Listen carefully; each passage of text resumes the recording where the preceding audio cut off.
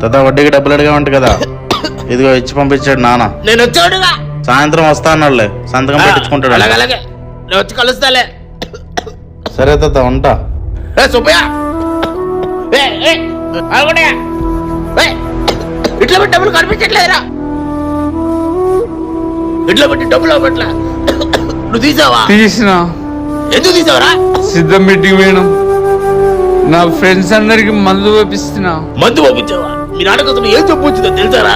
ఎన్ని మందులు వాడుతున్నాడో తెలుసారా?